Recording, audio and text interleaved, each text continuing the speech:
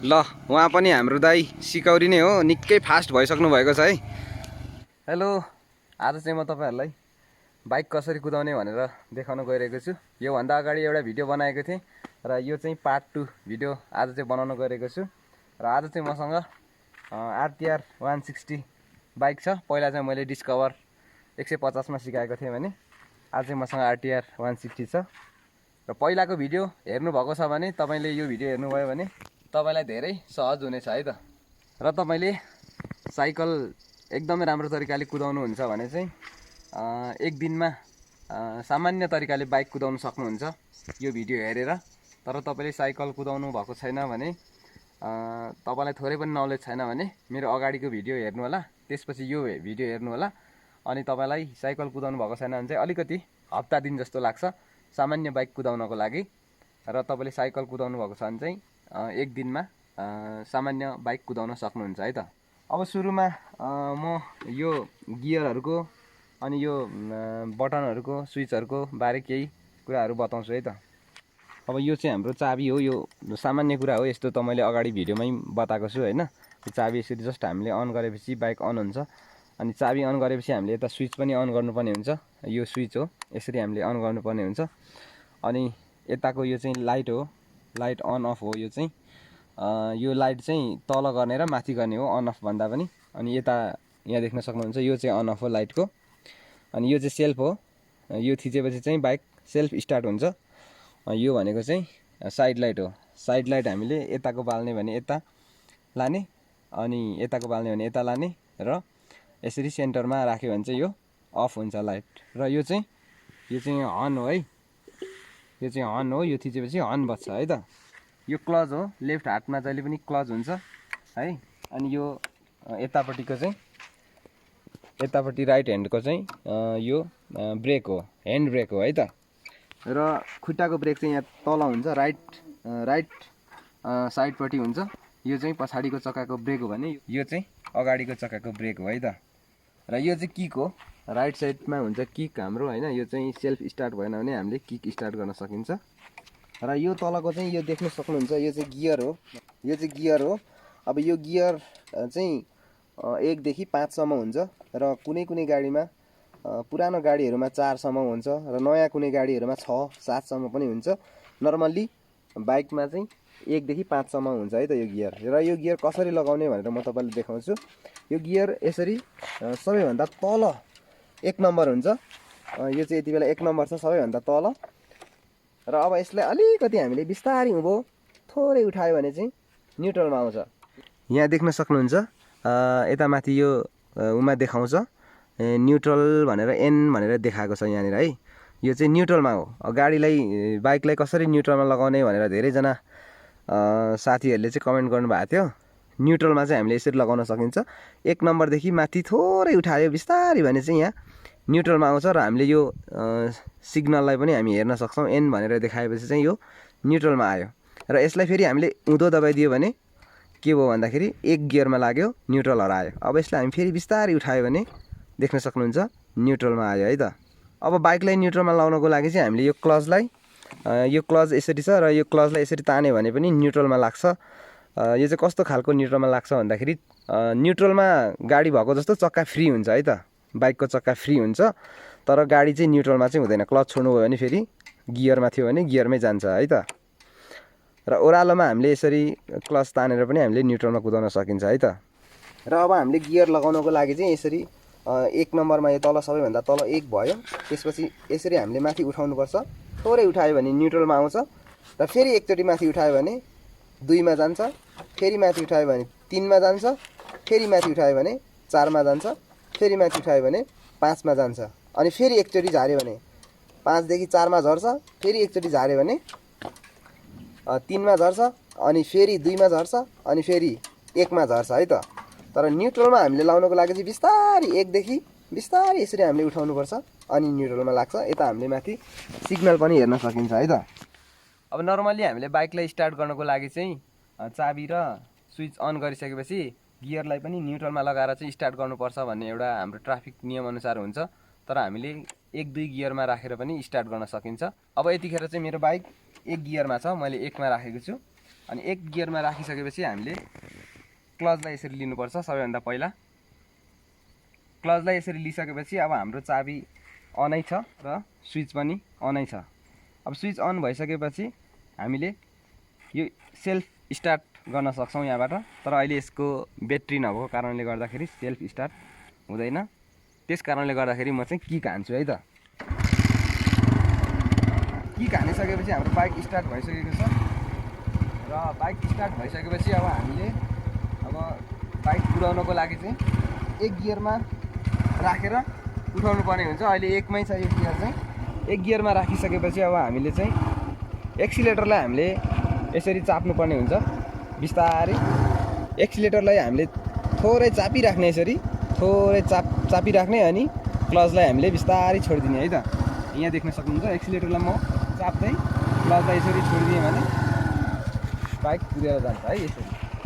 र तपाईँले बाइक कुदाउँदाखेरि जहिले पनि अगाडि हेरेर कुदाउनु पर्ने हुन्छ। यसरी घोप्टो परेर तपाईँले चाहिँ यो बाइकको टाउकोमा हेरेर कुदाउनु भयो भने चाहिँ कहिले कुदाउनु सक्नुहुन्न बाइक। यसरी बाइकको टाउकोमा होइन, तपाईँले अगाडि हेरेर कुदाउनु पर्ने हुन्छ। यहाँ देख्न सक्नुहुन्छ, म देखाउँछु तपाईँहरूलाई। यसरी अगाडि हेरेर कुदाउनु सक्नुहुन्छ है त। यसरी अगाडि हेर्नुभयो भने चाहिँ तपाईँलाई बाइक कन्ट्रोल गर्नु धेरै सजिलो हुन्छ। आफै आफ बाइक कन्ट्रोल भएर जान्छ अगाडि हेरेर कुदाउनु भयो भने चाहिँ। तर यो यसरी घोप्टेर कुदाउनु भयो भने चाहिँ कहिले बाइक कुदाउनु सक्नुहुन्न। त्यस्तो प्रयास कहिले नगर्नु होला, अगाडि हेरेर यसरी कुदाउनु होला है त यसरी। अब हामीले सिक्ने भनेको कन्ट्रोल गर्ने, कसरी कन्ट्रोल गर्ने भनेर है। पहिला हामीले यसरी दुईवटा खुट्टा झार्नुपर्ने हुन्छ। त्यसपछि हामीले यसरी बाइकलाई उठाएर बिस्तारै बिस्तारै उठाउने र बाइक कुदिसकेपछि हामीले यसरी क्लचलाई पुरै छोडिदिने है त। यो देख्न सक्नुहुन्छ, मैले पुरै छोडिदिएँ क्लचलाई पुरै छोडिसकेपछि अब हामीले बिस्तारै एक्सिलेटरदेखि एक्सिलेटर हामीले बिस्तारै चाप्दै खुट्टा टेक्दै यसरी तपाईँहरूले गर्न सक्नुहुन्छ है त।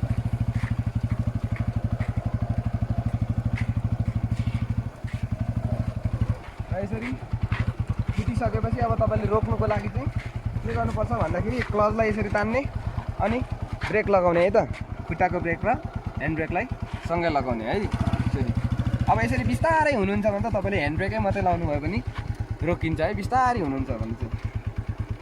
तर तपाईँले नर्मली ह्यान्ड ब्रेक र फुट ब्रेक एकैचोटि लाउने प्रयास गर्नु होला है त।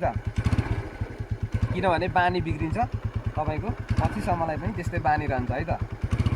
ल देख्न सक्नुहुन्छ, अहिले चाहिँ एकमा लगाएर मैले हिँड्दैछु। अब गियर कसरी चेन्ज गर्ने भनेर म तपाईँहरूलाई सिकाउँछु। अब गियर चेन्ज गर्नको लागि चाहिँ तपाईँले के गर्नुपर्छ भन्दा यसरी क्लच लिनुपर्छ कुद्दै गरेको बेला, अनि तल खुट्टाले गियरलाई एकचोटि माथि उठाइदिने। दुईमा लागिसक्यो है, मैले चाहिँ चेन्ज गरेँ। अनि दुईमा लागेपछि चाहिँ आवाजै गाडीको अलिक बेग्लै आउँछ अनि बाइक पनि हल्का हुन्छ है। एक नम्बरमा चाहिँ एकदम भारी भएको जस्तो हुन्छ, तर दुई नम्बरमा चाहिँ हल्का भएर आइजान्छ। अनि फेरि तिन नम्बरमा लाउनु पऱ्यो भने यसरी क्लच तान्ने। तर अब यसरी तपाईँले स्लो कुदाएर चाहिँ 3 नम्बर 4 नम्बरमा लाउन सक्नुहुन्न, किनभने 3 नम्बर 4 नम्बर भनेको चाहिँ एकदम फास्ट कुद्नुको लागि हो, छिट्टो कुद्नुको लागि हो है। तपाईँ यसरी बिस्तारै कुद्नुहुन्छ भने तपाईँले 1 नम्बर 2 नम्बर नै ठिक छ।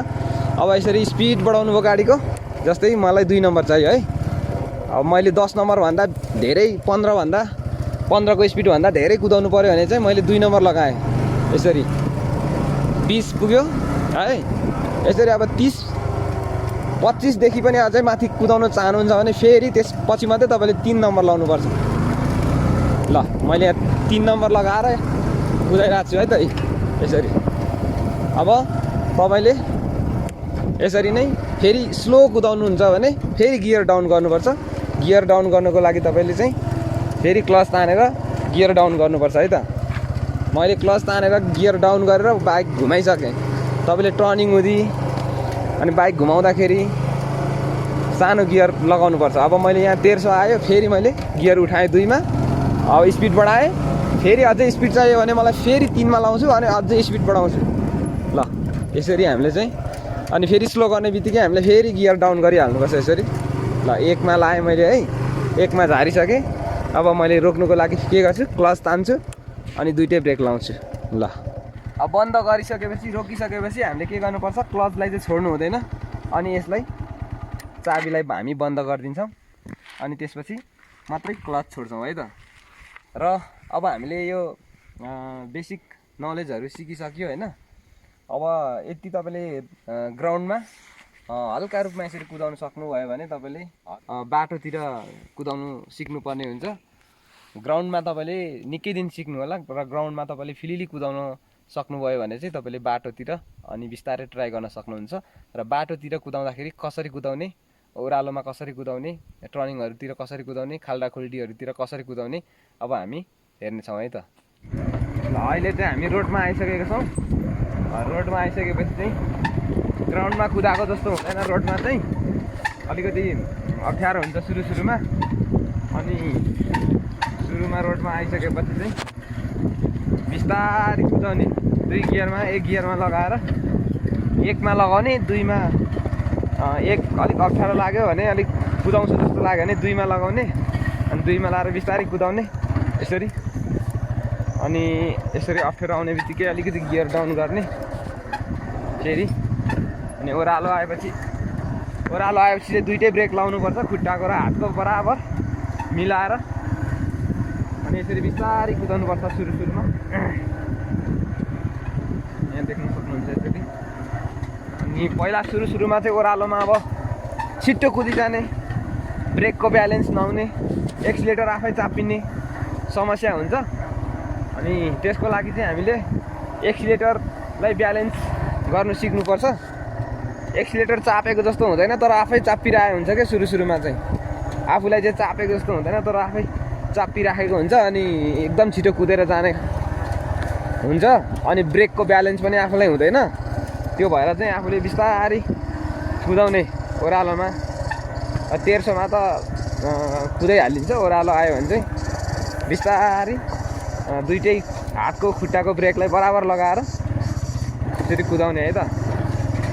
अनि यसरी ओह्रालो आउनुभन्दा 1300देखि ओह्रालो आउनुभन्दा अगाडि नै बाइक स्लो गर्नुपर्छ है सुरुमा यसरी।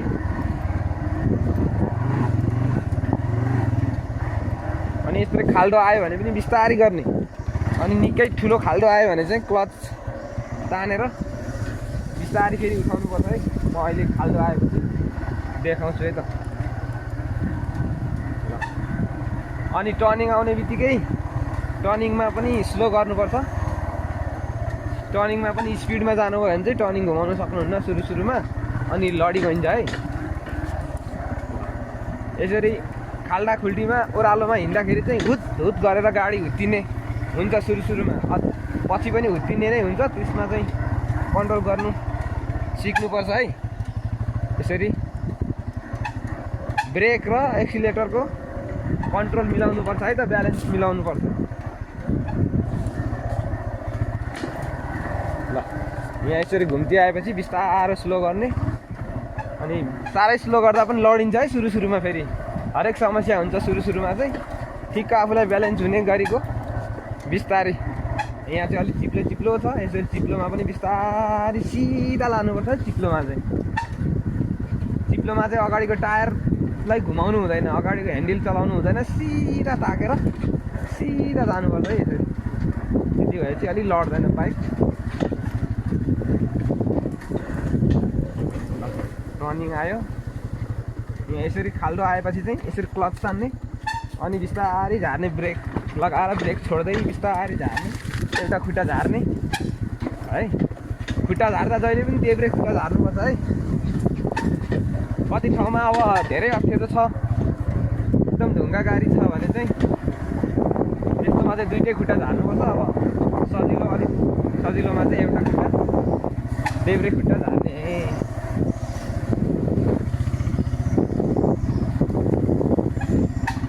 अप्ठ्यारो ठाउँ आएपछि चाहिँ के हुन्छ भने जतापट्टि बाइक ढल्नु खोज्छ आफू पनि त्यतैपट्टि कोल्टिनुपर्छ। अनि बाइक थामिन्छ है त। जस्तै बाइक तल्लोपट्टि ढल्नु खोज्यो भने आफू पनि तल्लोपट्टि ढल्ने यसरी। अनि बाइक थाम्ने।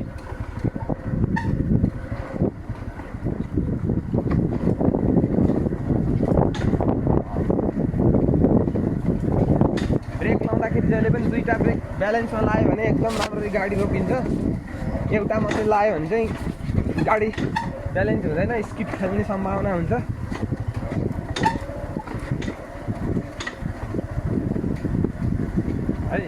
अनि सुरुमा यसरी ओह्रालोमा यो कच्ची रोडमा हिँड्दाखेरि चाहिँ के हुन्छ भने बाइक यसरी उफ्रिन्छ। यसरी उफ्रिँदाखेरि चाहिँ अब ह्यान्डल पल्टिनु खोज्छ अनि बाइक लड्छ सुरुमा। अब तपाईँहरूलाई एक्सपिरियन्स हुँदैन, त्यही भएर ह्यान्डल दह्रो समाउनु पर्छ है। सुरुमा ह्यान्डल दह्रो समाएर सिधा बनाउने।